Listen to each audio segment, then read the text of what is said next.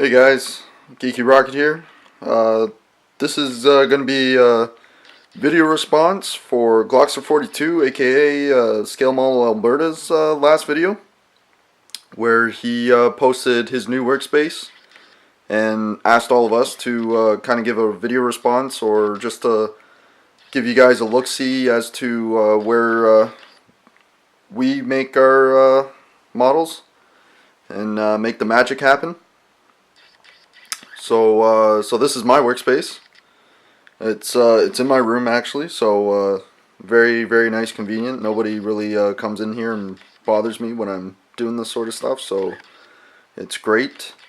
The reason why I have two desks is because one actually was my father's, and as of late, actually, it's been going on for a long time now, where he has kind of lost interest in the hobby, so I've kind of started to take over his side of the work bench as well.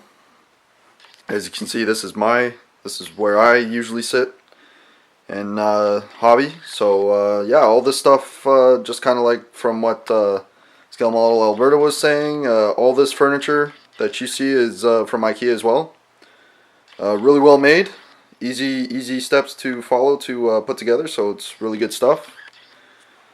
And got a lot of natural lighting actually coming in, which is great, because from where I used to do my hobbying stuff, I was located in the basement when I lived in my old house. Kind of located in the basement in a storage room, so I didn't really have a lot of natural lighting, and it was very cramped. So now I got a nice spacious new room, and I get to keep everything all together. So I mean, this is the bottom shelf actually is where I keep all the kits that I have on the go. So that is the SU100, T34 85, and actually the Flak 36 is on my it's on my dad's bench, kind of using up all the real estate. The second shelf is dedicated to figure kits that I have yet to incorporate into either dioramas or just get built, along with smaller kits, smaller vehicles, and AT guns and flaks. And then on the second shelf as well, I got my compressor set up. This has the air tank with it, so it gives a nice constant pressure. Whereas my first one that I bought is I believe it's a Badger air compressor, and that motor is always going, so it always gives it's not always consistent airflow.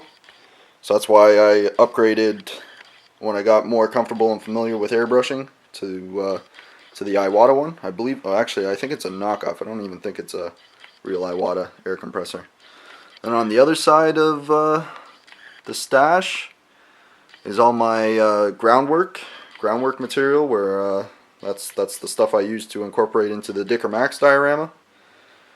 And then more brushes. I got this storage bin from Canadian Tire to keep model parts and whatnot when I'm working on. I mean, that's not the one I use. This is the one I use.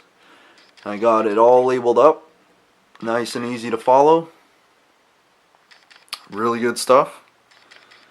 And then above my workstation is where I keep all the paints and weathering products that I use. So huge Tamiya fan, and I started to dabble into the Vallejo line as well. I use the Vallejos more for hand painting and figure painting. I do not like the way Vallejo sprays at all, or at least over here. And then I got my MIG and AK products with pigments, filters. I got the Neo masking up there as well, and Pro Modeler. This is clay-based weathering. It's almost like a pigment solution whereby you can spray your brush on your model and then scrub it away with a damp cloth afterwards. And I use that actually for airplane kits.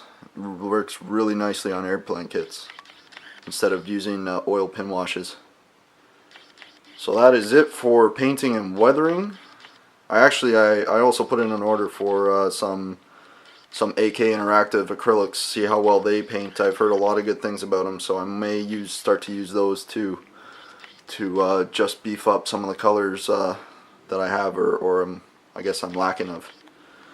And then the third shelf and top shelves are dedicated to my entire stash. As of right now, I think I'm at 47 kits. That includes the ones that you saw below and figure sets, as well as upgrade sets. I only have 2 of those. But also, if you see any of these kits that you're interested in, for say a kit review or whatnot, just let me know. Leave that in the comments, and I'll try to do inbox kit reviews for you guys. If you see any kits here that you want to see done.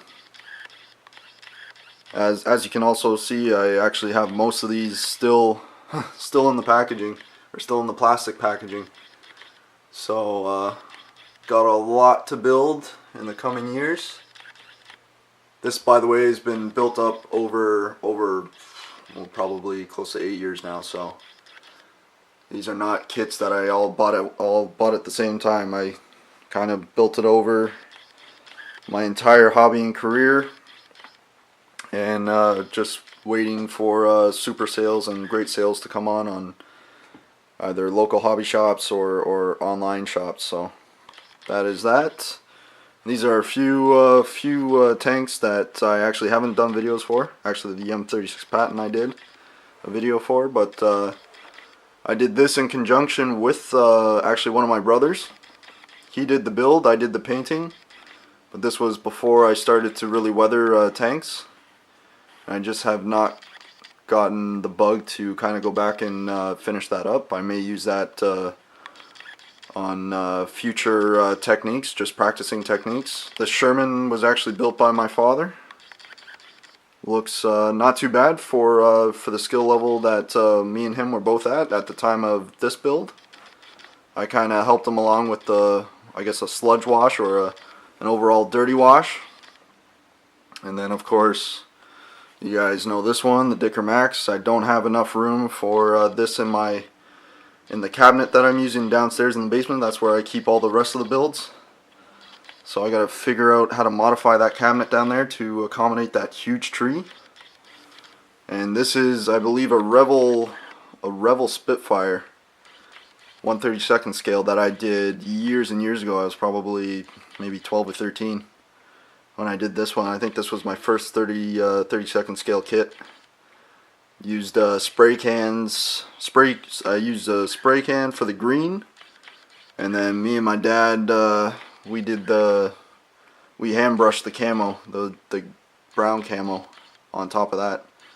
Had this actually hanging up in my old room, and I've been in the new place for over a year now, and I still have not decided whether I'm gonna hang that up in this room or not. Right now it's just collecting dust on the shelf. So that is that. That's this is where I do where I kind of make my magic happen. I can encourage you guys to do the same. Just passing the message along from ScaleModelAlberta. I want to thank him for kind of posting this challenge or asking for the video response. So you guys continue to.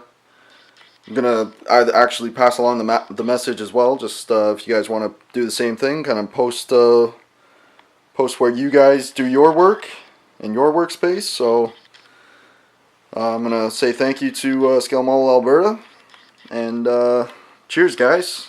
That'll be it. So I'll catch you guys later. All right, cheers.